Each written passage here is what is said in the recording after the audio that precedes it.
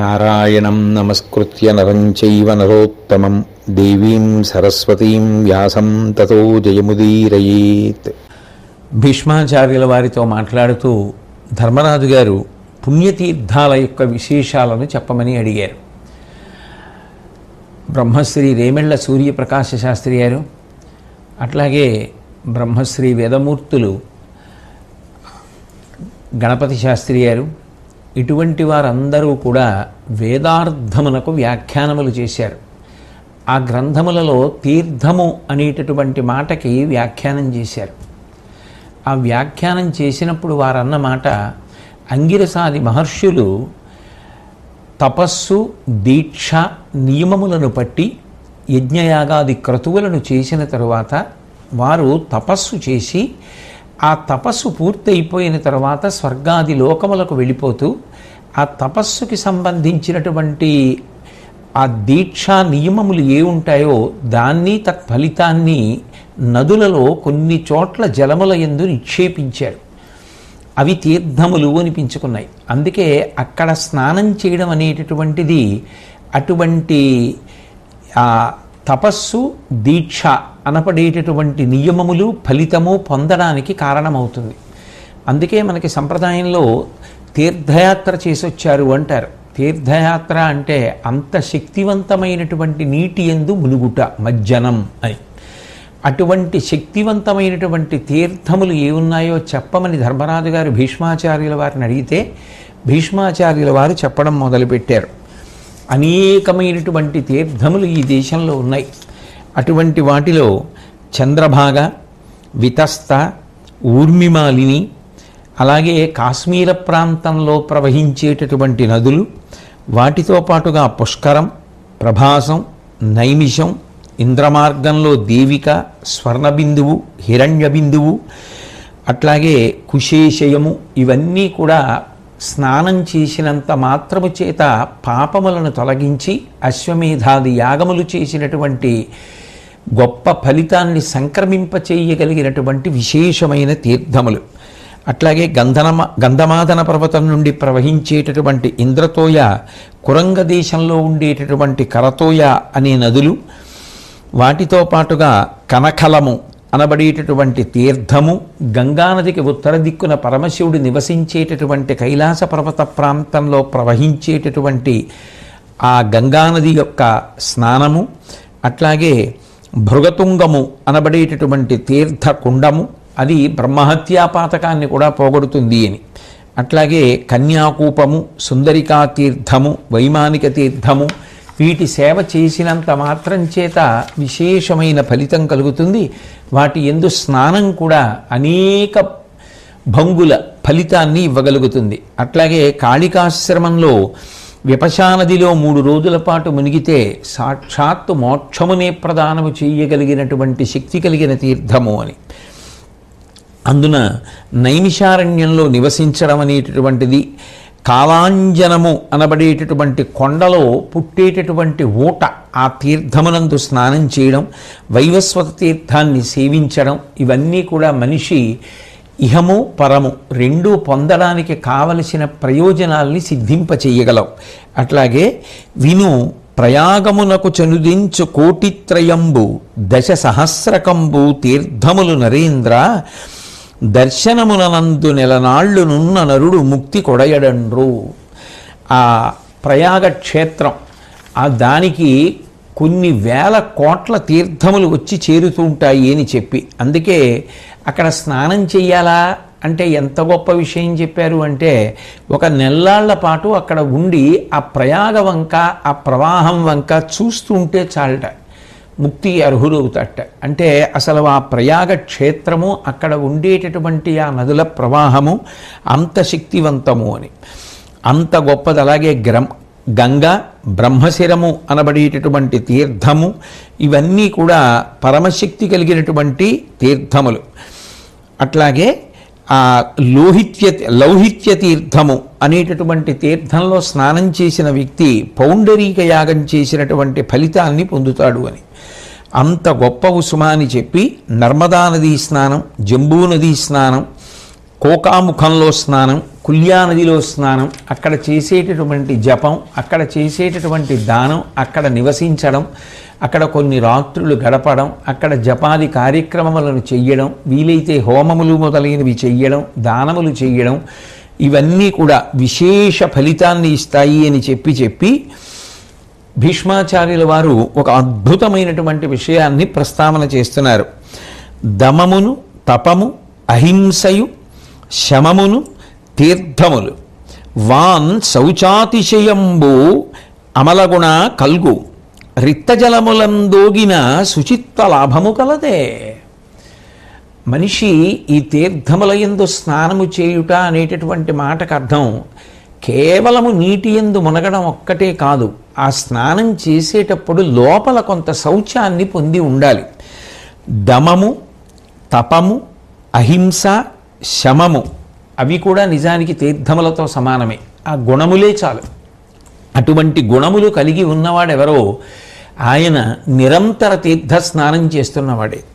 కాబట్టి ఇంద్రియాల్ని నిగ్రహించుకోగలగడం, తపస్సు చేయడం, అహింసని పాటించడం, అట్లాగే మనసుని నిగ్రహించుకోగలగడం, ఇవన్నీ కూడా తీర్థములతో సమానమైనటువంటి గుణములు. అయినా మనసుని శుచితో ఉంచుకోకుండా, శౌచము లేకుండా లోపల అన్ని దుర్మార్గపుటాలోచనలతో ఉండి కేవలం స్నానం చేశాము అన్నంత మాత్రం చేత ప్రయోజనం ఏముంటుంది ధర్మరాజా ఆలోచించు అని అడుగుతున్నాడు భీష్ముడు. దేవీ భాగవతంలో వ్యాస భగవానుడు అదే మాట అంటాడు.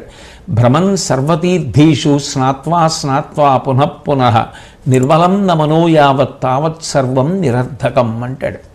మనసుని నిర్మలంగా ఉంచుకోకుండా రాగద్వేషాలతోటి, ఆవేశంతో, అతిశయంతో, దుర్గుణములతోటి నిండిపోయి ఉండి ఎక్కడికో వెళ్ళి స్నానం చేశాము అన్నంత మాత్రం చేత కలిగేటటువంటి ప్రయోజనం ఏమిటి అంటాడు. కాబట్టి అంతఃశౌచమునకు ఎక్కువ ప్రాధాన్యత. అట్లాగే అరయ దుర్గమములు, అతి విషమంబులునైన తీర్థములు, ధరాధినాథ అధిక భక్తి యుక్తి ఆత్మ తలంచిన చాలు నరుల కల్మషములు వాయు. చాలా దూరంలో క్లిష్టమైనటువంటి ప్రయాణం చేసి అతి క్లేశాన్ని అనుభవించి చేరుకుని స్నానం చేయవలసినటువంటి తీర్థములు, నదులు ఉంటాయి. అటువంటి వాటికి నిజానికి శాస్త్రం ప్రకారం వెళ్ళే స్నానం చెయ్యాలి అని అనుకోకు ధర్మరాజా.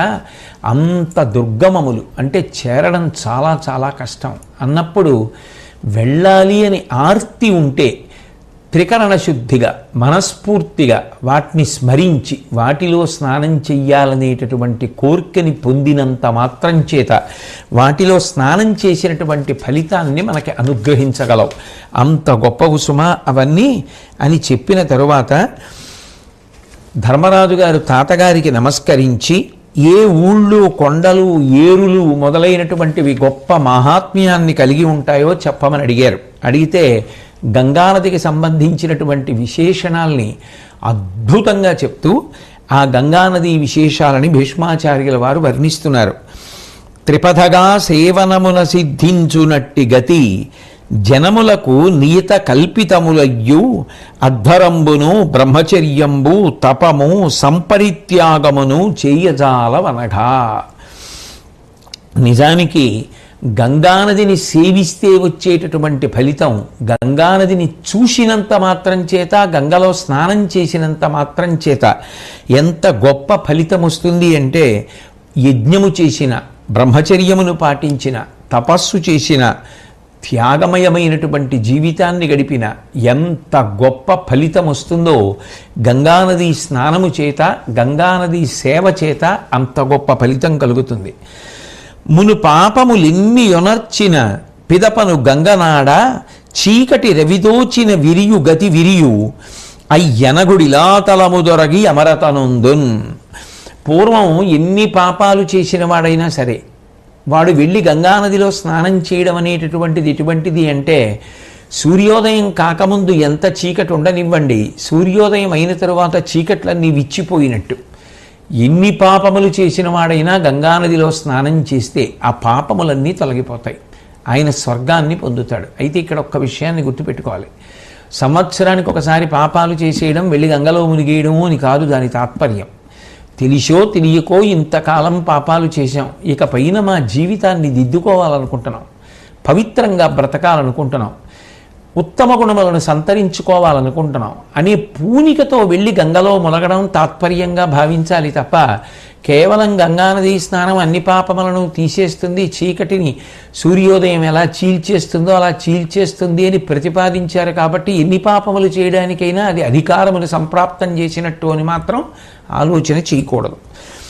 ఎన్ని ఏడులు మనుజుని ఎమ్ము గంగ వారియందుండు అన్ని వేల్వత్సరములు నాకలోక మహాసుఖశ్రీకి ఆతడత్తియుండును నిర్మల చిత్తవృత్తి.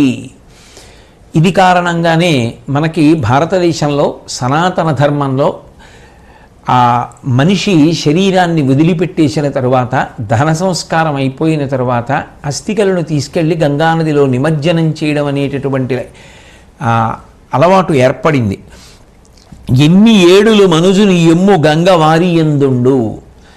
ఒక మనిషి మరణించిన తరువాత అతని దహనం అయిపోయాక ఆ అస్థి సంచయనం చేస్తారు కొడుకులు, చేసి ఆ ఎముక పట్టుకెళ్ళి గంగలో కలిపితే ఆ చనిపోయిన వ్యక్తి యొక్క ఎముక గంగానదిలో ఎన్ని సంవత్సరములు ఉంటుందో దాన్ని 1000 పెట్టి గుణించి అన్ని వేల సంవత్సరములు ఆయనకి స్వర్గలోకవాసం ఇస్తారు. అంటే గంగానదిలో ఒక ఎముక ఉండడం అనేటటువంటిది అంత గొప్ప.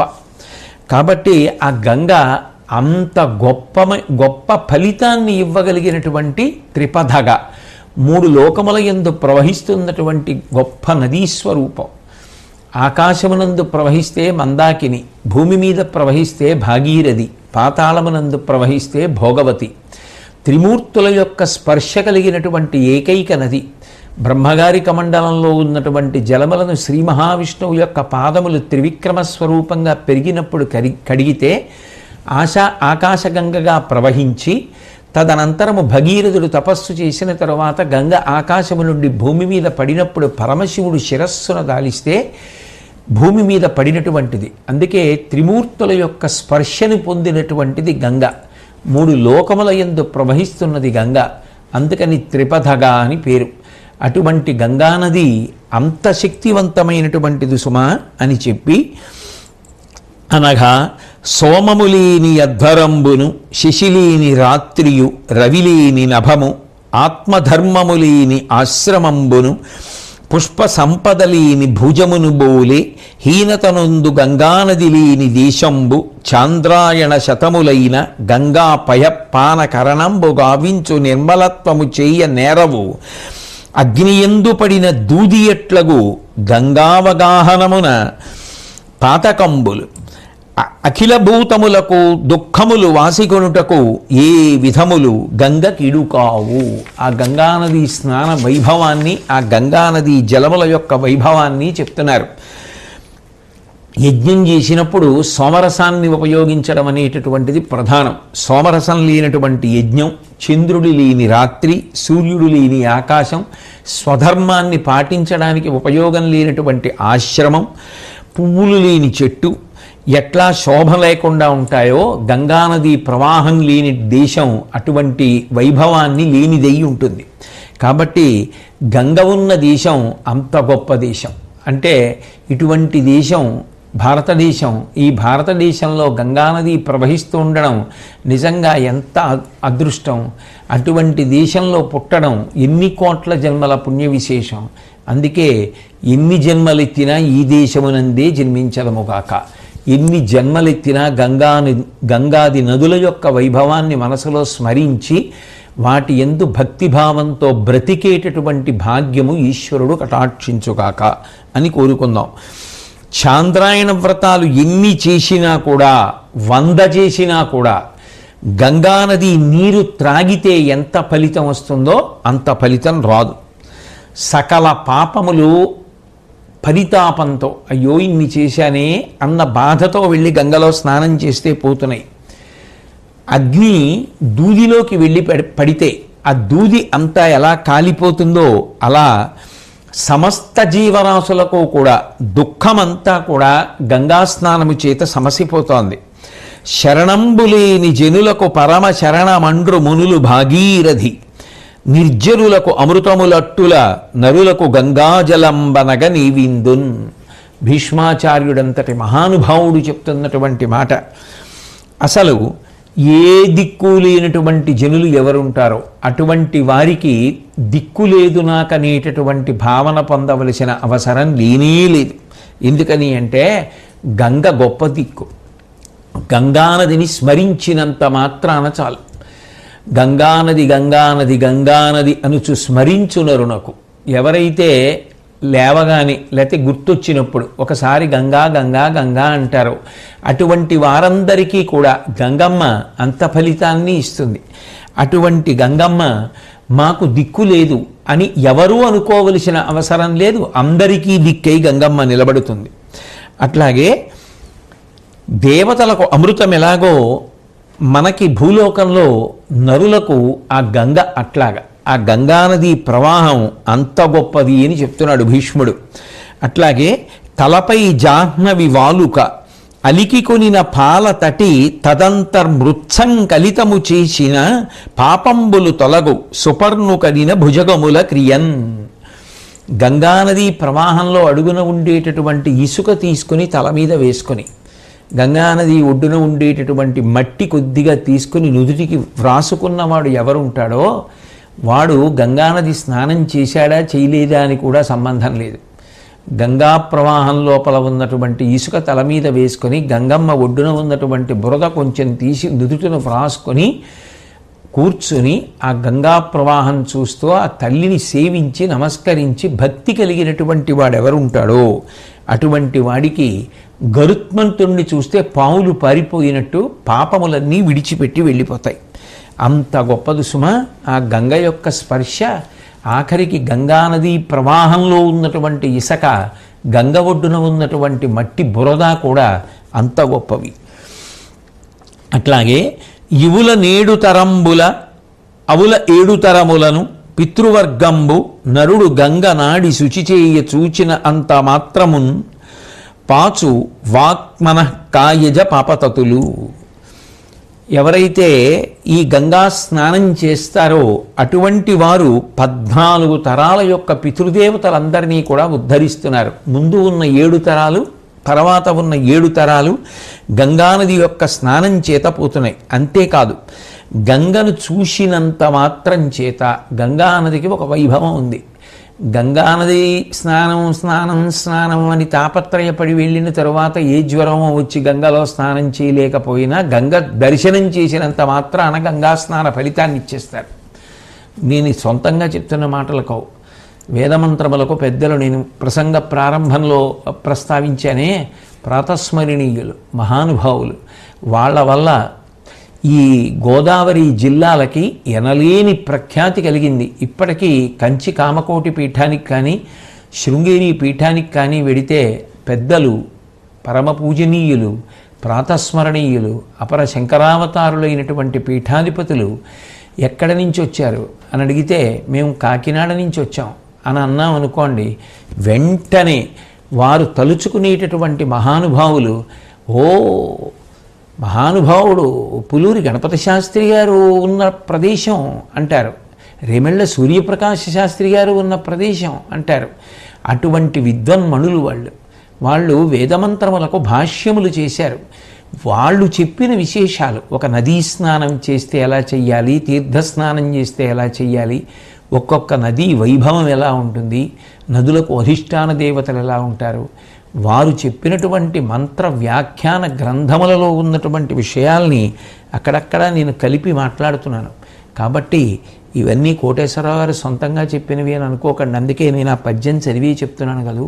అనుశాసనిక పర్వంలో సాక్షాత్తు భీష్ముడు, గాంగేయుడు, గంగాపుత్రుడు ఆయన చెప్తున్న మాటలు అటువంటి పెద్దలు చెప్పినటువంటి మాటలు. కాబట్టి నదులకు అధిష్టాన దేవతలు ఉంటాయి, నదీ స్నానములు అంత ఫలితాన్ని ఇస్తాయి. అది ఈ దేశం యొక్క గొప్పతనం. కాబట్టి ఆ గంగానది స్నానం చేసినంత మాత్రం చేత మాట చేత ఏర్పడిన దోషములు, శరీరము వలన ఏర్పడిన దోషములు, మనసు వలన ఏర్పడిన దోషములు, ఈ 3 రకములైనటువంటి దోషములు కూడా నశించిపోతున్నాయి. అంటే ఇక పైన నేనటువంటి దోషములు చెయ్యను అని సంకల్పం చేసుకుని నాకు అటువంటి నియంత్రించుకునే అవకాశాన్ని ఇమ్మని గంగమ్మను ప్రార్థించి స్నానం చేయడం ఉత్తమమైనటువంటి విధానం. అట్లాగే అసలు ఆ గంగ యొక్క గొప్పతనం ఏమిటంటే, ఒక స్త్రీ వెళ్ళి ఆ గంగానదిలో స్నానం చేస్తే భీష్ముడు చెప్పిన దాని ప్రకారం ఒక పురుషుడు చేసిన దానికన్నా ఎక్కువ ఫలితాన్ని ఆమె సంక్రమింపచేస్తుంది. ఎందుకని అంటే, వినిన వేడుక చేసిన కనిన చేతనంటినను 2 కులముల యందు కలుగు పితృగణంబుల నెల్ల సద్గతికి పుచ్చు గంగ ఎటుసేయునో అవగాహనమున. ఒక ఆడపిల్ల, ఒక స్త్రీ, ఒక పెళ్ళైపోయిన తల్లి వెళ్ళి వినిన ఆ గంగానది గురించి విన్న ఆమె ఆ గంగానది గురించి ఏదైనా ఉత్సవం చేసిన, అంటే చూడండి గంగ పూజ చేశామంటారు, 10 మందిని పిలిచి సంతర్పణ చేస్తారు, అటువంటి ఉత్సవం చేసిన, కనిన ఆ గంగానది దర్శనం చేసిన, చేత అంటినను ఒక్కసారి ఆ గంగానది నీళ్లు ముట్టుకున్న, 2 కులముల యందు కలుగు పితృగణంబుల నెల్లా పుట్టింటి వారిని అత్తవారింటి వారిని 2 వైపుల వారిని కూడా ఉద్ధరిస్తుంది. అలాగే పురుషుడు కూడా సంకల్పం చేసుకుని, పితృపంచకంలో ఒకడు మా మామగారు వాళ్ళు అభ్యున్నతి పొందాలి ఒకవేళ వారి శరీరమును విడిచిపెట్టేసినట్లయితే అని సంకల్పం చేసుకుని ఈ పనులు చేసిన 2 వైపుల వారిని తరింపచేయగలరు. అంటే చాలా తేలికగా స్త్రీ కానీ పురుషుడు కానీ 2 వైపుల వారిని కూడా ఉద్ధరించడానికి మార్గం గంగానదిని కేవలం చూడడం, వినడం, తత్సంబంధమైన ఉత్సవం చేయడం ఇటువంటివైతే ఇక గంగానదిలో స్నానం చేస్తే దాని ఫలితం చెప్పడం ఎవరికి సాధ్యమవుతుంది? గంగ ఎటుసేయునో అవగాహనమున. అసలు ఆ గంగానది స్నానం ఎంత ఫలితాన్ని ఇస్తుంది అంటే, ధర్మరాజా నేనేం చెప్పను అని భీష్మాచార్యుల వారంతటి వారన్నారు అంటే అది శ్రీకృష్ణ పరమాత్మ యొక్క సమక్షంలో అంతమంది మునులు ఋషులు పరివేష్టించి ఉండగా అంపశయ్య మీద పడుకుని మహానుభావుడు చెప్తున్నాడు అంటే అసలు ఆ గంగానది వైభవం, ఆ గంగానది స్నానం ఎంత గొప్పవి. విను గంగా గంగాయను కీర్తనముతో ఉండు నీట తగ మునిగిన అజ్జనులు దురితముల దొరగుదురని ఆర్యులు చెప్పవిందు నంచిత చరిత. గంగానది గొప్పతనం ఏమిటంటే, ఏదో ఏరులో స్నానం చేస్తున్నాడు, ఏదో చెరువులో స్నానం చేస్తున్నాడు, స్నానం చేస్తూ ఒకసారి గంగమ్మని మనసులో తలుచుకుని గంగా గంగా అంటూ ఈ చెరువులో స్నానం చేస్తే వాడు గంగానది స్నానం చేశాడు అని ఫలితం ఇమ్మన్నారు. అంటే కేవల స్మరణ చేత, కేవలం నామోచ్చరణం చేత అంత గొప్ప శక్తిని గంగమ్మ ఇవ్వగలదు. అందుకే శక్తి కలిగి కూడా అసలు ఆ గంగానది స్నానం చేయకపోతే వాణ్ణి గుడ్డుతో సమానంగా చూసింది శాస్త్రం. అట్లాగే గుడ్డితో సమానమైన వాడు అంది. ఇంద్రుడు మొదలైన దేవతలే గంగ కావాలనుకుంటే ఇక మనం ఎంతటి వారం?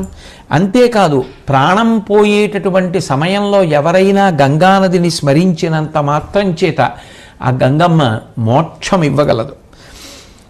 అందుకే ఆ గంగ స్మరణము చేత రాజ సంబంధమైన, చోర సంబంధమైన, భూత సంబంధమైనటువంటి పాపాల భయాలు అన్నీ కూడా తొలగిపోతాయి, కీర్తి కలుగుతుంది. శివుడంతటి వాడు గంగని జటాజూటమునందు ధరించాడు అంటే ఇక ఆ గంగమ్మ యొక్క వైభవాన్ని చెప్పడం ఎవరికి సాధ్యం? 3 పదముల జని లోకములకు మూటికుజ్వలాంకృతి, లోకముల మూటికుజ్వలాలంకృతియు పెంపు నొసగునట్టి అమలతరమూర్తియగు దేవినాశ్రయించువాడు కృతకృత్యుడిది నిక్కువము కృతాత్మ. ఓ ధర్మరాజా, 3 మార్గాలలో ఆకాశము నుండి భూమి మీదకి వచ్చి పాతాళ లోకానికి వెళ్ళినటువంటి త్రిపదగ అయినటువంటి గంగానది 3 లోకాలకి కూడా అలంకారమైంది. అటువంటి స్వచ్ఛమైనటువంటి గంగానదిని ఎవరు ఆశ్రయిస్తున్నాడో వాడికన్నా అదృష్టవంతుడు, ధన్యుడు, భగవదనుగ్రహం పొందినటువంటి వాడు, జీవితాన్ని చరితార్థం చేసుకున్నవాడు ఎక్కడుంటాడయా అని అడిగి, జనులకు ఇంద్రుడు, గ్రహములకు ఇనుడును, తారకులకు ఓషధీషుడపోలెన్ మనుజోత్తమ కడు నిక్కుడు వినుము నరులకెల్ల జాన్నవి మహత్వమునన్. మనుష్యులందరికీ కూడా ఇంద్రుడు ఎంత గొప్పవాడో, అట్లాగే గ్రహాలకు అన్నింటిలోకి సూర్యుడు ఎంత గొప్పవాడో, ఎన్ని నక్షత్రములు ఉన్నా చంద్రుడు లేని ఆకాశం శోభ లేకుండా ఎలా ఉంటుందో, అంటే నక్షత్రములన్నిటి మధ్య చంద్రుడు ప్రకాశిస్తూ ఉంటేనే అందం వచ్చినట్టు, చంద్రుడు లేని తారకలకు అందం లేనట్టు, అసలు ఆ గంగానది ఎంత గొప్పదయా. అటువంటి గంగానది అన్ని విషయాలలోనూ అన్ని రకాల వైభవాలలోనూ మనిషిని ఉద్ధరించడంలో గంగకు గంగయే సాటి. ఆ గంగతో పోల్చడం, ఆ గంగ గురించి చెప్పడం అంత గొప్ప ఉసుమ. ఆ గంగతో పోల్చి చెప్పడానికి నిజానికి గంగా వైభవం కన్నా అని పోల్చడానికి లోకంలో ఏవి ఉండవు. అంత గొప్పది సుమా గంగ అని చెప్పి ఒకానొకప్పుడు కపిల మహర్షి కోపాన్ని చెంది ఆయన క్రుద్ధుడై ఒక్కసారి హుంకారం చేసినంత మాత్రం చేత 60,000 మంది సగరులు కాలిపోయి బూది కుప్పలై పడిపోయారు. ఆ బూది కుప్పలై పడిపోయినటువంటి వారిని అందరినీ కూడా ఉద్ధరించింది ఆ గంగమ్మ యొక్క ప్రవాహం.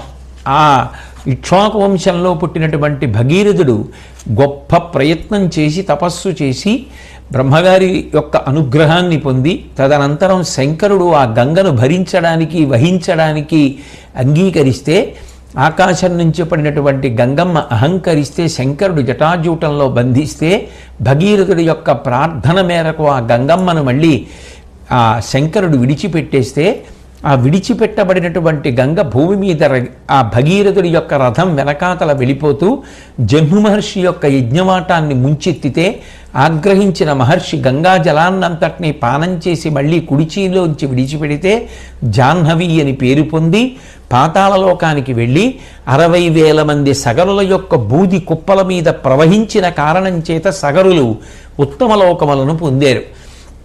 అట్లా 3 లోకముల యందు ప్రవహించినటువంటి పరమాద్భుతమైనటువంటి ప్రవాహం ఆ గంగానది రాజర్షి అయినటువంటి భగీరథుడి చేత భూలోకమునకు తేబడింది.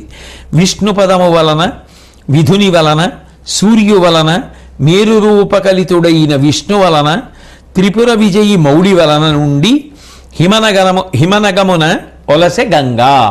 ఆ గంగానది ప్రవహించి వచ్చినప్పుడు ఆకాశం మించి చంద్రుడి మీదకి, చంద్రుడి మించి సూర్యుడి మీదకి, సూర్యుడి మించి మేరు పర్వతంతో సమానమైనటువంటి విష్ణువు మీదకి, విష్ణువు మించి శంకరుడి మీదకి, శంకరుడి మీద నుంచి హిమవత్ పర్వతం మీదకి, హిమవత్ పర్వతం మించి భూమి మీదకి వచ్చింది.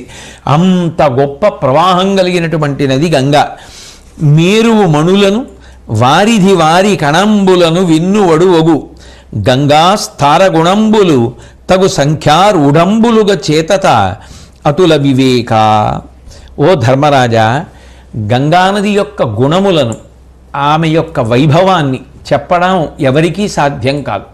ఆ గుణముల గురించి చెప్తూ వేళ్ళు ఒక్కొక్కటి మడుచుతూ చెప్పడం మొదలు పెడితే ఎవరూ కూడా ఎన్నిసార్లు మడిచినా చెప్పలేరు. ఎందుకని అంటే మేరు పర్వతంలో ఉన్నటువంటి రత్నాలన్నింటినీ లెక్కపెట్టు అంటే లెక్క పెట్టచ్చు, లేదు సముద్రంలో నీటి బొట్లు ఎన్నున్నాయో లెక్కపెట్టు అంటే లెక్క పెట్టచ్చేమో. కానీ గంగానది యొక్క గుణముల గురించి చెప్పు అంటే చెప్పడం ఎవరికీ సాధ్యం కదయా. అన్ని ఉత్తమములైనటువంటి గుణములు కలిగినటువంటిది గంగ అని చెప్పి శాంతనవుడిట్లను గంగా స్తోత్ర సహితమై పరగిన ఈ వినుతేసిహాసము పఠించిన వినినను రుజలు వాయు చందవఘంబుల్. ఎక్కడైనా సరే ఈ గంగానది యొక్క ప్రాశస్త్యాన్ని చదువుకున్న, దాన్ని విన్న, దాన్ని చెప్పిన అటువంటి వారందరికీ కూడా రోగాలు రాకుండా ఉంటాయి, పాపములన్నీ తొలగిపోతాయి. అంత గొప్పదైనటువంటి ఈ గంగా మహాత్మ్యాన్ని అందరూ కూడా భక్తి శ్రద్ధలతో చదువుకుంటూ ఉండడం, వింటూ ఉండడం అనేటటువంటిది ఎంతో మంచిది అన్నది శాంతనవుడైనటువంటి భీష్మాచార్యుల వారి యొక్క ప్రతిపాదన. తదనంతరం ఆ గంగానది వైభవాన్ని విన్నటువంటి ధర్మరాజు గారు ఎంతో సంతోషించి ఇంకా తృప్తి కలగక తాతగారైనటువంటి భీష్మాచార్యుల వారిని చూసి, తాతగారు, లోకంలో ఎందరో పూజనీయులున్నారు, కానీ అందరిలోకి చాలా గొప్పవారిగా పరమ పూజనీయులుగా పేర్కొనబడిన వారి గురించి నాకు చెప్పవలసింది అని అడిగారు. అడిగితే వరుణుడు, సమీరణుడు, తరణి, పర్జన్యుని, సప్తార్చి, ఈశాను, షణ్ముఖుని, మహాలక్ష్మిని, విష్ణుని, అజు, బృహస్పతి, చంద్రు, జలముల, భూమి యజ్జనములిప్పుడు నతిభక్తి సేవింతురట్టి వారలకునే మ్రొక్కుదు. వేదపరులు, తపోధనులు, దేవతాపూజనులు, భూమి ధన ధాన్య గోదానశీలురు, ఆదరంబు కల్గి అతిథి పూజ గావించువారలు, పితృసమర్చకులను, భిక్షితాన్నపూత శాంత భావములు కలవారు, సత్యవ్రతులను, పూజ్యులనఘనాకు. భీష్ముడంతటి వాడు ఎంత గొప్పవో, ఎంత గొప్పవారో, వారు ఎంత పూజనీయులో, ఎటువంటి వారి దర్శనం చేత మనం వెంటనే పవిత్రులమవుతామో, ఎవరు కనపడగానే రెండు చేతులెత్తి నమస్కరించాలో అటువంటి వారి గురించి చెప్తున్నాడు. చెప్తూ ఎటువంటి వారిని పూజ చేసినటువంటి వారు అంత గొప్పవారు అవుతారు అన్నది చెప్తూ, ఒకసారి నారద మహర్షి అంతటి వాడు విష్ణుదేవుడి దగ్గరికి వెళ్ళి ఆయన్ని సత్కారం చేసి నమస్కరిస్తే, ఆ నారద మహర్షి వెళ్ళినప్పుడు మిక్కిలి గౌరవంతో ఎవరికి నమస్కరిస్తావు అని అడిగితే, ఆ దేవముని ఆ దేవకీనందనుడైనటువంటి కృష్ణ పరమాత్మతో చెప్పినటువంటి విశేషాలు ధర్మరాజు గారికి భీష్మాచార్యుల వారు చెప్తున్నారు. అంటే నారద మహర్షి అంతటి మహానుభావుడే వీళ్ళు కనపడితే నమస్కరిస్తాడు అంటే ఇక మనం ఎంత ఆదర్శవంతంగా దాన్ని తీసుకోవలసి ఉంటుంది. వరుణుని, అట్లాగే ఆ సమీరణుని అంటే వాయువుని, సూర్యుణ్ణి, మేఘుణ్ణి, అగ్నిని, ఈశానుడు శంకరుణ్ణి, సుబ్రహ్మణ్యుణ్ణి, మహాలక్ష్మిని, విష్ణుమూర్తిని, బ్రహ్మగారిని, బృహస్పతిని, చంద్రుణ్ణి, జలాల్ని అంటే నీటిని, భూమిని ఏ జనులు పూజ చేస్తూ ఉంటారో వాళ్ళందరూ కూడా పూజనీయులే, వారందరూ కూడా గౌరవనీయులే. అట్లాగే గురువుగారి దగ్గర కూర్చుని గురు శుశ్రూష చేసి స్వరంతో ఆ వేద మంత్రములను నేర్చుకున్నటువంటి మహానుభావులైనటువంటి వేద పండితులు, తపోధనులు, గొప్ప తపస్సు కలిగినటువంటి వారు, దేవతా పూజనులు, దేవతలను పూజించేటటువంటి లక్షణం ఉన్నటువంటి వారు, భూమిని, ధనాన్ని, ధాన్యాన్ని, గోవుని దానం చేసేటటువంటి అలవాటు ఉన్నవారు, ఎంతో ఆదరభావంతో ఇంటికి వచ్చినటువంటి అతిథిని పూజించి ఆ అతిథికి ఆతిథ్యం ఇచ్చేటటువంటి వారు, పితృదేవతల్ని చేయవలసినటువంటి రీతిలో గౌరవం చేసి అర్చించేటటువంటి వారు, శరీరంతో ఉండగా తల్లిదండ్రుల్ని సేవించేటటువంటి లక్షణం ఉన్నవారు, భిక్షాటన చేసి వచ్చినటువంటి అన్నంతో ఏ కోరిక లేకుండా పరమ పవిత్రమైనటువంటి జీవితం గడిపేటటువంటి వారు, సత్యమును తప్ప అసత్యమును ఎన్నడూ పలకను అని చెప్పి వ్రతాన్ని తీసుకుని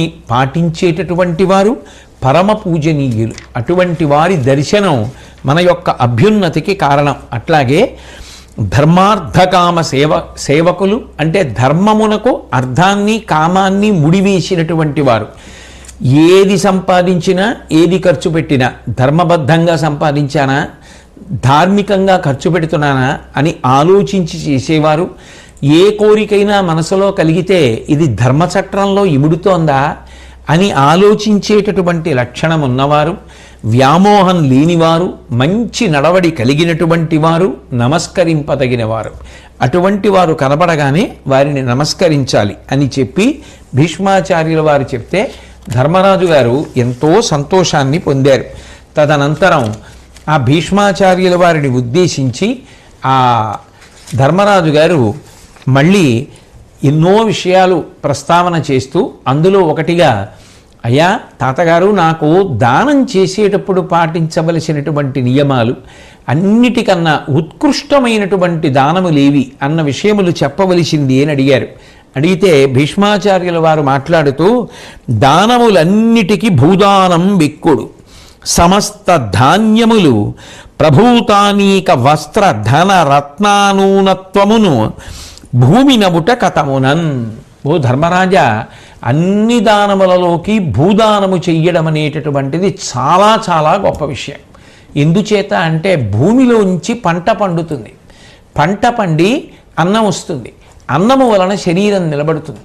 అన్నాద్భవంతి భూతాని, అన్నము వలన సంతానము కలుగుతుంది. అట్లాగే భూమిలోంచి ప్రత్తి వస్తుంది, దాంట్లోంచి వస్త్రములు వస్తాయి, భూమిలోంచి రత్నములు వస్తాయి. కాబట్టి ఐశ్వర్యవంతుడవుతాడు. అంటే ఒక్క భూమిని దానం చేసిన కారణం చేత ఇన్నిటినీ ఇచ్చినట్టే లెక్క. అందుకే భూదానం అనేటటువంటిది చాలా చాలా గొప్ప దానం. ఆ దానం అనేటటువంటిది శక్తి కలిగినటువంటి వారు తప్పకుండా చెయ్యాలి. అజిప్రాప్త మృతులు గురుపూజకులును మరియు ఎట్టి పుణ్యాత్మకులున్ రాజోత్తమ భూదాన భ్రాజిష్ణుని పోలరండ్రు పరమమునీంద్రుల్. యుద్ధంలో మరణించినటువంటి వారైనా సరే, గురువులను పూజించేటటువంటి వారైనా సరే, లేదా ఇతరత్ర ఎంత గొప్ప పుణ్యకార్యాలు చేసినటువంటి వారైనా సరే, భూదానం చేసినటువంటి వారితో సమానులు మాత్రం కాలేరు. అంటే ఆ భూదానము యొక్క గొప్పతనం అంతా ఇంత అని చెప్పడం ఎలా సాధ్యమవుతుంది? విను రాజులకు అవశ్యంబును చేయగవలయు అధిక భూదానము రాజనువాడఘముల కాకరమనగా అది తక్కనుంటన దివ్యమగుని. రాజులు తప్పకుండా భూదానం చెయ్యాలి. ఆ కాలంలో ఆ భీష్మాచార్యుల వారు చెప్తున్నటువంటి ద్వాపర యుగం నాటి నియమం. ఎందుకని అంటే రాజులు భూమిని పరిపాలిస్తారు కాబట్టి ఆ భూమిని పరిపాలన చేసేటప్పుడు, శిక్షలు వేసేటప్పుడు తెలిసో తెలియకో పాపములు ఎక్కువ చేసే అవకాశం ఉంటుంది. ఆ పాపముల రాశి పోగొట్టుకోవడానికి రాజు తప్పకుండా భూదానం చేయడం మంచిది ధర్మరాజా అని ఆ భీష్మాచార్యుల వారు ధర్మరాజును ఉద్దేశించి చెప్పి, భూదానము తర్వాత మళ్ళీ అంత గొప్ప దానము అన్నదానము. అన్నదాన సదృశముకు దానమెందునెవ్వడును ఎన్నడును లేదు. కావునను విధేయమన్నదానము అధిక యత్నపూతంబుగా పూని దాని చేత పుణ్యతమము. అసలు ఏ సమయంలోనైనా, ఏ కాలంలోనైనా, ఏ దేశంలోనైనా, ఎవరి చేతనైనా చెయ్యబడవలసినది ఏదైనా ఉంటే అది అన్నదానమే. ఎందుకని అంటే అందరూ చెయ్యగలిగినటువంటిది అన్నదానం. సర్వసాధారణంగా అన్నదానం చెయ్యడానికి నాకు శక్తి లేదన్న వాళ్ళు ఉండేటటువంటి అవకాశం తక్కువగా ఉంటుంది. ఒక్కరికైనా ఒక సంవత్సరం మొత్తం మీద అన్నం పెట్టడం కష్టం కాదు. అటువంటి స్థితి ఎవరికీ కలగకుండుగాక, అందరూ పెట్టగలిగిన స్థితినే పొందుదురుగాక. కాబట్టి అన్నదానం చేస్తే వచ్చే లక్షణం ఏమిటంటే, మిగిలిన దానాలు ఎన్ని చెయ్యండి ఇంకా కావాలనొచ్చు, కానీ అన్నం తిన్నవాడు మాత్రం ఇంకా కావాలి అనలేడు. కడుపు నిండిపోయింది అనుకోండి, త్రేణుపొచ్చి చాలు చాలని సంతోషపడి వెళ్ళిపోతాడు. ఆ అన్నం తిన్న కారణం చేత ప్రాణములు నిలబడతాయి. ఆ ప్రాణములు నిలబడి ఆ అన్నం తినడం వల్ల కలిగినటువంటి శక్తితో ఆయన మంచి పనులు చేయగలుగుతాడు. కాబట్టి ప్రాణదానం చేసినట్టు, జీవిత దానం చేసినట్టు, శక్తి దానం చేసినట్టు ఇన్నీ కూడా అన్నదానము వలన లభిస్తున్నాయి. కాబట్టి అన్నదానమును మించినటువంటి విశేషం లోకంలో ఏదీ లేదు. ఎప్పుడైనా ఎవరైనా సరే అన్నదానమును చేయవలసినదే అని చెప్పి ఒక్కొక్క నక్షత్రమునందు ఒక్కొక్క వస్తువుని దానం చేయడం చాలా గొప్ప. ఏ నక్షత్రమునందు ఏది దానం చేస్తే మంచిదో చెప్తాను ధర్మరాజా విను అని. కార్తెలో అయితే పాయసం, బ్రహ్మదేవతగా కలిగినటువంటి రోహిణీ నక్షత్రంలో మినుములు, అట్లాగే ఆర్ద్రా నక్షత్రంలో ఆవు, పునర్వసు నక్షత్రంలో అదితి నక్షత్రం అది పునర్వసు తీయని పులగం, అలాగే బృహస్పతి నక్షత్రమైనటువంటి పుష్యమిలో బంగారం, ఆశ్లేషలో వెండి, మఖలో ఉప్పు నువ్వులు, భవుని తారయ్యేటువంటి పుబ్బలో చెరకు రసంతో వండిన అన్నం, ఉత్తర ఫల్గుణిలో పాలతో వండినటువంటి పౌష్టికాన్నం, సూర్య నక్షత్రంలో ఏనుగు, రథం, చిత్తా నక్షత్రంలో మంచిగంధపు చెక్క, స్వాతిలో తనకిష్టమైనటువంటిది ఏదో అది. కాబట్టి అటువంటివన్నీ కూడా నక్షత్రాలలో దానం చేస్తారు. అట్లాగే విశాఖ నక్షత్రంలో ఎద్దు, అనురాధ నక్షత్రంలో పైన వేసుకునే కండువ అంటే ఉత్తరీయం, జ్యేష్ఠ నక్షత్రంలో కరివేపాకుతో కూడుకున్న ముల్లంగి, మూలా నక్షత్రంలో మంచి పండు, పూర్వాషాఢ నక్షత్రంలో పెరుగు, ఉత్తరాషాఢ నక్షత్రంలో తేనెతో నిండినటువంటి అన్నం, శ్రవణం నక్షత్రంలో కంబళి, ధనిష్టలో బండి అంటే శకటం, శతభిషం నక్షత్రంలో యవలు, అట్లాగే ఉత్తరాభాద్రలో మాంస సంబంధమైనటువంటి విషయాలు, రేవతీ నక్షత్రంలో కంచుకుండతో కూడుకున్నటువంటి ఆవుని దానం చేయడం, అంటే పాలు పితకడానికి కంచు పాత్రతో కూడుకున్నటువంటి గోదానం. అట్లాగే అశ్విని నక్షత్రంలో గుర్రపు బండి, భరణిలో మేలైనటువంటి నువ్వులు, ఆవులు మొదలైనటువంటి దానం చేయడం మంచిది. అన్ని నక్షత్రాల్లో చేసేటటువంటి దానములు కూడా ఉత్తమ ఫలితాలను ఇస్తాయి. ప్రత్యేకించి ఈ నక్షత్రములలో ఈ వస్తువులను దానం చేయడం చాలా శ్రేష్టం అని చెప్పి అత్రి మహర్షి చెప్పినటువంటి ఒక విషయాన్ని భీష్మాచార్యుల వారు చెప్తున్నారు. కనకమాయుప్రదంబు పావనము భావశుద్ధినునరించి దాతకు సూరతమున వేట్కతో దాని నిచ్చుట వేర పొగడనేలా అనియే హరిశ్చంద్రుడు యుద్ధతేజ. లోకంలో బంగారాన్ని ఎవరైతే దానం చేస్తారో వాళ్ళకి ఆయుర్దాయం కలుగుతుంది. వాళ్ళు చాలా చాలా పూత చరిత్ర అంటే పావనమైనటువంటి జీవితాన్ని పొందుతారు, భావములు శుద్ధి పొందుతాయి. కాబట్టి సువ్రతులై ఏదైనా వ్రతం చేసినప్పుడు బంగారాన్ని దానం చేయడం అనేటటువంటిది చాలా చాలా మంచి విషయం. ఈ దానాలతో పాటుగా చెరువులు తవ్వించడం, కొలనులు తవ్వించడం, నూతులు తవ్వించడం, బావులు తవ్వించడం ఇవన్నీ కూడా ఉత్తమోత్తమమైనటువంటి విషయములు, అందరికీ ఉపయుక్తమైనటువంటి విషయములు. సమాజంలో అందరూ వీటి వలన ప్రయోజనాన్ని పొందుతారు. ఎవరైతే ఇటువంటి మంచి పనులు చేస్తారో వారికి భగవంతుని యొక్క అనుగ్రహము చేత స్వర్గలోకవాసము కలుగుతుందయా ధర్మరాజా అని చెప్పి, అట్లాగే ఘృతదానం అంటే నీతిని దానం చేయడం అనేటటువంటిది చాలా చాలా గొప్పది. అది యాగాదులలో ఉపయోగిస్తుంది కనుక అట్లాంటి వస్తువుని ఇవ్వడం ఎంతో మంచిది. అందున ఆ నెయ్యి తీసుకెళ్ళి యజ్ఞం చేసేవాళ్ళు, యాగం చేసేవాళ్ళు, అగ్ని ఆరాధన యందు ఉపయోగించేటటువంటి వాళ్ళైతే ఆ నీతిని దానం చేసిన వాడు మరింత అభ్యున్నతిని పొందుతాడు. అట్లాగే ఛత్రమిచ్చి కాంచు పుత్రుల పురుషుండు సకల కామ్య దాన సమము శకటమిచ్చుటనగా చెప్పులిచ్చిన కంటకులైన రిపుల త్రొక్కి అతడు తిరుగు. భీష్మాచార్యుల వారు ఎంత చిన్న చిన్న విషయాలు కూడా విడిచిపెట్టలేదు. అడగడమే తడవు ఇన్ని విషయాలు చెప్పారు మహానుభావుడు. గొడుగుని యోగ్యుడైన వ్యక్తికి దానం చేసినటువంటి వ్యక్తి మంచి పుత్రులను పొందుతాడు. అట్లాగే అన్ని దానములతో సమానమైనది వాహనాన్ని సమకూర్చడం. వాహనాన్ని ఇవ్వడం అనేటటువంటిది అన్ని దానములతో సమానం. ఇతరులకు చెప్పులు ఇవ్వడం అంటే పాదరక్షలను దానం చేయడం అనేటటువంటిది చాలా గొప్పది. పాదరక్షలు వేసుకున్నవాడు ముళ్ళు రాళ్ళు ఎలా ఇబ్బంది లేకుండా తొక్కి వెళ్ళిపోతాడో, శత్రుభావనలు ఎవరికి మన యందు కలగకుండా అందరితో మిత్రుడిగా చరించడానికి అవకాశాన్ని పొందుతాడు అటువంటి వ్యక్తి. అట్లాగే దివ్యమునియకు కాశ్యపు భవ్య గాత్రముల జనించి భవ్యంబులై తిలలు వెలయు అట్లు కావున తత్కృత అజనమఖిల వస్తు యజనంబుతో సరివచ్చునండ్రు. కాశ్యపముని యొక్క అవయవములలోంచి పుట్టినటువంటివి నువ్వులు. అందుకే ఆ నువ్వులు చాలా గొప్పవి. యజ్ఞం చేసేటప్పుడు ఆ నువ్వులను వాడితే సమస్త పదార్థములు యజ్ఞములో వాడినట్టే. అంత గొప్పది సుమ ఆ నువ్వులను యజ్ఞంలో వాడడం అనేటటువంటిది అని భీష్మాచార్యుల వారు ధర్మరాజు గారికి చెప్పారు. చెప్పి ఆయన ఏ ఏ వస్తువులు ఏ ఏ సమయముల యందు ఏ ఏ నక్షత్రముల యందు దానము చెయ్యాలో చెప్తూ ఆ దానం చెయ్యడానికి చాలా యోగ్యమైన ప్రదేశములను కూడా చెప్తున్నారు. అడవి యందు దానం చేయడం, కొండలలో దానం చేయడం. కొండలలో దానం చేయడం అంటే మనకి చాలా క్షేత్రములు కొండల మీదే ఉంటాయి. కొండల మీద ఎందుకు ఉంటాయి అంటే తల ఎత్తి పైకి చూడాలి.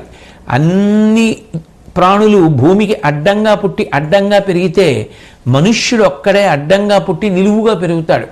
అంటే తల పైకెత్తి నువ్వు ఊర్ధ్వముఖ చలనం చేస్తే భగవంతుణ్ణి తెలుసుకోగలిగిన వాడివి. అటువంటి ఉత్కృష్ట ప్రాణివి అని మనకి చెప్పడానికి ఈశ్వరుడు కొండ మీద ఉంటాడు. పైకి ఎక్కినట్టే నువ్వు కూడా యోగ మార్గమో భక్తి మార్గమో కర్మ మార్గమో జ్ఞాన మార్గమో పైకి ఎక్కాలి, ఊర్ధ్వముఖ చలనం చెయ్యాలి అని చెప్పడానికి కొండల మీద ఉంటాడు. అటువంటి క్షేత్రముల యందు చేసేటటువంటి దానం, నదీ తీరముల యందు చేసే దానాలు, తీర్థ ప్రదేశముల యందు చేసేటటువంటి దానములు, అట్లాగే యోగ్యమైనటువంటి ఇతర ప్రదేశములు ఎక్కడెక్కడ ఏవేవి గొప్ప దివ్యత్వమును కలిగినటువంటి ఉంటాయో అటువంటి చోట్ల చేసేటటువంటి దానాలు చాలా ప్రశస్తమైనటువంటివి. అక్కడ భూమి మీద ఉన్నటువంటి ప్రజలు దానం చేసి భగవద్ అనుగ్రహమునకు పాత్రులు కావచ్చు అని చెప్పి గోదానం గురించి, గోవు యొక్క విశిష్టత గురించి మాట్లాడుతున్నారు భీష్మాచార్యుల వారు. గోవులెక్కుడు తపోభావితాత్ముల కంటెననిన తద్గౌరవంబునకు మెరకలదే సత్యాఖ్య లోకంబుననవి సోమ సంగతత్వంబున సంచరించు వినుత హోమములకెల్లను పాలు పెరుగు నేయును ఇచ్చు కర్సనంబునకు నొదవు డోలు శృంగములు వాలంబు రోమచయము శక్రున్మూత్రము అఖిల వర్తనములకు ఉపకరించు శ్రవము సీతాతప వ్యధయు లేమి నిపుడు అతిభరంపు పనులు చేయు గోవు బ్రాహ్మణుడు అన ఏకతత్వమగుట పరపదంబుగాంచు. ఈ గోవు ఎంత గొప్పదో ధర్మరాజా నువ్వు తెలుసుకోవలసినటువంటి అవసరం ఉన్నది అని చెప్తూ, గోవు గురించి చెప్తూ, తపస్సు ద్వారా భగవంతుణ్ణి భావించాలి అనుకునేటటువంటి దానికన్నా కూడా ఆవులే గొప్ప. అంటే తపస్సు ఎంతో చేసి ఆ తపస్సు ద్వారా భగవంతుని యొక్క అనుగ్రహం పొందాలనుకోవడం కన్నా కూడా గోసేవ ద్వారా, గోవు యొక్క అనుగ్రహము ద్వారా, గోపూజ ద్వారా భగవద్ అనుగ్రహం పొందడం తేలిక. అట్లాగే వాటి యొక్క గౌరవానికి హద్దు లేదు. గోవులు అంత గొప్పవి. అవి చంద్రుడితో కలిసి సత్యలోకంలో సంచరిస్తూ ఉంటాయి. అట్లాగే హోమము అనేటటువంటిది సనాతన ధర్మమునందు ప్రాణప్రదమైనటువంటి సిద్ధాంతం. ఎందుచేత అంటే మనందరం అగ్ని ఆరాధకులం. అగ్ని ద్వారా దేవతలకు హవిస్సునిస్తే, హవిస్సు తిన్న దేవతలు వర్షం కురిపిస్తే, వర్షము వల్ల పాడి పంట, మళ్ళీ హోమం చేస్తే మళ్ళీ దేవతలకు హవిస్సు వెడుతూ ఉంటుంది. అదొక ధర్మచక్రం. ఏవం ప్రవర్తితం చక్రం నానువర్తయతి హయః అంటాడు భగవద్గీతలో గీతాచార్యుడు. దానికి వేదము ప్రమాణమై మంత్రముతో కలిసి ఈ హోమం జరుగుతూ ఉంటుంది. ఇటువంటి హోమ ప్రక్రియకు అత్యంత ప్రధానమైనటువంటివి ఆవు పాలు, ఆవు నెయ్యి, ఆవు పెరుగు. అందున ఆవు నెయ్యి ఆజ్యము లేకుండా అసలు హోమం చేయడం కుదరదు. అటువంటి నెయ్యిని సమకూర్చి ఈ అగ్ని కార్యము ద్వారా ధర్మచక్రం తిరగడానికి ఆవు ప్రధాన కారణమవుతోంది. అంతేకాదు, హోమాలకు కావలసినటువంటివి అన్నీ సమకూరుస్తూ ఆవులు వాటి శరీరములో ఉన్నటువంటి అనేకమైనటువంటి ఆ అంగ ప్రత్యంగముల ద్వారా, వాటి ధాతువుల ద్వారా మనకి ఎంతో ఉపకారం చేస్తున్నాయి. ఎందుకని అంటే ఆవు యొక్క శరీరం పడిపోయిన తర్వాత, ఆవు తనంత తాను మరణించిన తర్వాత ఆవు తోలుతో మృదంగాది వాద్య పరికరములను నిర్మిస్తారు. అవి మళ్ళీ రాజోపచారాలలో వాద్యం ఘోషయామి అన్నప్పుడు వాయిస్తారు. అట్లాగే ఆవు మరణించిన తర్వాత ఆవు శరీరంలోంచి కొద్దిగా నల్లపూసంత ఉంటుంది, తీస్తారు గోరోచనము అని. ఆ గోరోచనం ప్రత్యేకించి శివపూజలో వాడతారు. అది అంత గొప్పది. అట్లాగే ఆవుకి సంబంధించినటువంటి కొమ్ములు, ఆ గోవు మరణించిన తర్వాత కొమ్ము తీసి కొమ్ము చివర కన్నం పెట్టి ఆ కొమ్ములోంచి ఆవు పాలు పోసి శివలింగం మీద అభిషేకం చేస్తారు. అందుకని ఆ కొమ్ము అంత గొప్పది. ఆవు యొక్క వెంట్రుకలు పితృదేవతల్ని ఉద్ధరించడానికి కారణమవుతాయి. ఎందుచేత అంటే గరుకు స్తంభాలని వేస్తారు గోశాలలో. వేస్తే ఆవుకి గంగడోలు కింద దురద ఎక్కువగా ఉంటుంది, అంటే మెడ కింద భాగంలో. అది మిగిలిన వాటిని ముఖాన్ని విసురుకుని నాలుక గరుగ్గా ఉంటుంది కాబట్టి నాకి దురద తీర్చుకుంటుంది, తోకతో దురద తీర్చుకుంటుంది. కానీ గంగడోల్ని రుద్దుకుని దురద తీర్చుకోవడం కష్టం. అందుకని గరుకు స్తంభాలు వేస్తారు. ఆ గరుకు స్తంభాలు వేస్తే దానికి వెళ్ళి గంగడోలు రుద్దుకుంటుంది. రుద్దుకున్నప్పుడు వెంట్రుకలు ఎన్ని కింద పడతాయో అన్ని సంవత్సరములు పితృదేవతలకి స్వర్గలోకవాసం ఇస్తారు. ఇవి నేను చెప్తున్న విషయాలు కావు. కంచి కామకోటి పీఠాధిపత్యం వహించి అపర శంకర భగవత్పాదులని పేర్గాంచి ఈ శతాబ్దపు నిజమైన సన్యాసి అని గౌరవింపబడి నడిచే దేవుడు అని వారు వస్తూ ఉంటే ప్రతి వారు చొక్కా బనీను తీసేసి నేల మీద పడి ఎవరికి నమస్కరించారో, ఎవరు ప్రాతస్మరణీయులో, ఎవరు వేరొక శంకర స్వరూపమో అటువంటి మహితాత్ముడైనటువంటి శ్రీ శ్రీ శ్రీ చంద్రశేఖరేంద్ర సరస్వతి మహాస్వామి వారు ఆ గరుకు స్తంభాల గురించి మాట్లాడారు ఒకప్పుడు అనుగ్రహ భాషణంలో. ఆ గోవు వెంట్రుకలు పడడం అనేటటువంటి పితృదేవతల యొక్క అభ్యున్నతికి కారణమవుతుంది. కాబట్టి ఆ వెంట్రుకలు గోక్కున్నప్పుడు పడడం ద్వారా అనుగ్రహిస్తుంది. అటువంటి గొప్పది. అలాగే దాని యొక్క మూత్రము, దాని యొక్క పేడ, అవి కూడా మనిషి అభ్యున్నతికి కారకములు. భూశుద్ధి చెయ్యవలసి వస్తే గోమయంతోనే అలుకుతారు. అందుకే మీరే కల్పన చదవండి, ఇంటికి ఈశాన్య దిక్కున గోమయంబుతో అలికి అంటారు. భూమి శుద్ధి కావాలి అంటే గోమయంతో అలుకుతారు. కాబట్టి అంత గొప్పది. పైగా దానికి ఎండ లేదు, చలి లేదు, వాన లేదు. ఎంత బరువైన పనులు చేస్తుందో.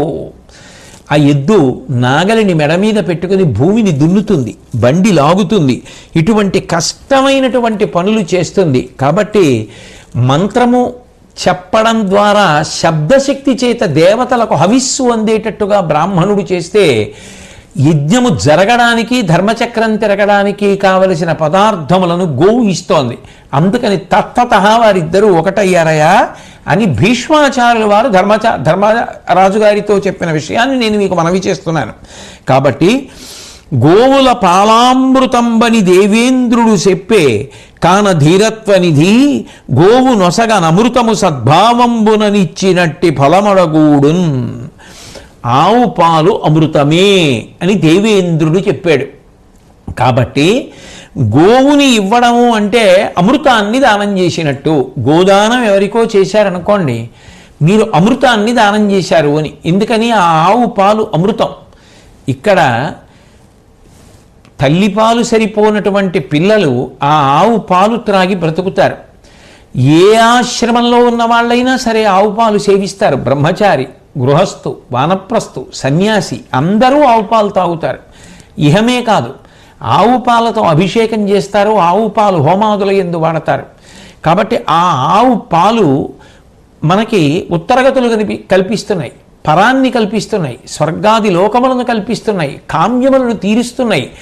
ఇంత గొప్పదైనటువంటి ఆవు ఆ పాలు అమృతము కాబట్టి ఆ పాలనిచ్చేటటువంటి ఆవుని దానం చేయడం అమృతాన్ని దానం చేయడమేన సుమా. అందుకే గోదానం చేసిన వాడికి అమృత దానం చేశాడు అని ఫలితం ఇస్తారు అన్నారు ఇంద్రుడు. ఈ విషయాన్ని భీష్మాచార్యుల వారు ధర్మరాజు గారితో చెప్తున్నారు. కాబట్టి గోవుల పాల అమృతంబరి దేవేంద్రుడు చెప్పే కాన ధీరత్వనిధి గోవు నొసగా అమృతము సద్భావంబుననిచ్చినట్టి ఫలమనగూడు. గోదానం అనేటటువంటిది అంత గొప్ప దానము సుమా. అలాగే మునులు ఆవులు అంటే ప్రాణములే అని చెప్తారు. ఎందుకని అంటే పాలు సమీకృత ఆహారం.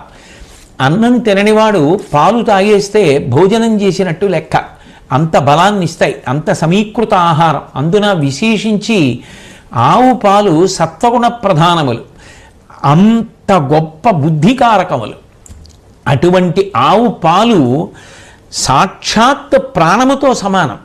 ఆ ఆవు పాల చేత భోజనం పెట్టినట్టే. అందులో కొన్ని ఆశ్రమాల వాళ్ళు తేలికగా పుచ్చుకునేది ఏది అంటే ఆ పాలే పుచ్చుకుంటారు. ఒక సన్యాసి ఉన్నాడు అనుకోండి, ఆయన పాలు తీసుకోవడం తేలిక. మనం ఇస్తే వారు పాలు తీసుకుంటారు. కాబట్టి ఆ పాలు ఇవ్వడం అనేటటువంటి ద్వారా ఎటువంటి సత్పురుషుడి నుండి పసిబిడ్డ వరకు, అమాయకుడి దగ్గర నుంచి విద్వాంసుడి వరకు అందరి ప్రాణములు ఒకటే. ప్రాణముల విషయంలో ఇక ఏ విధమైనటువంటి భేదము ఉండదు. ఎవరి ప్రాణమైనా ఒకటే. అటువంటి ప్రాణములను నిలబెట్టగలిగినటువంటి శక్తి ఆవు పాలకున్నది. కాబట్టి గోవుని దానం చేయడం ప్రాణములను దానం చేసినట్టే. ప్రాణదానము అమృతదానము కింద చెప్తారు. కాబట్టి అంత గొప్పది సుమ. అంత గొప్ప గోవుని దానం చేసేటప్పుడు మాత్రం కొంతమందికి ఇవ్వవద్దన్నాడు భీష్ముడు. క్రూరునకు, నాస్తికునకు, దురారంభునకు ఇచ్చినన్ పరమ దుఃఖమును కూరును. గోవది అదాతకు నారకించేయు పరీక్షణము కడువలయున్. కాబట్టి ఆ గోవుని దానం చేసేటప్పుడు చాలా జాగ్రత్త తీసుకోవాలి. ఎవరికి ఇవ్వకూడదు అంటే క్రూరునకు, క్రూరమైనటువంటి మనస్తత్వం కలిగినటువంటి వాడికి ఆవునిస్తే అదే పనిగా దానిని వేధించడం, దాన్ని దండించడం, ఇటువంటి పనులు చేస్తే అపాత్రుడికి ఇచ్చిన కారణం చేత, క్రూర బుద్ధి కలిగిన వాడికి ఇవ్వడం చేత ఆ ఆవు బాధపడితే ఇచ్చిన వాడికి కూడా ఫలితం వస్తుంది కదా. అందుకని క్రూరుడికి ఇవ్వకు, నాస్తికునకు, అట్లాగే దురారంభునకు, అంటే దుష్టబుద్ధితో పనులు చేసేవాళ్ళు ఎవరుంటారో అటువంటి వాళ్ళకి ఇవ్వకు.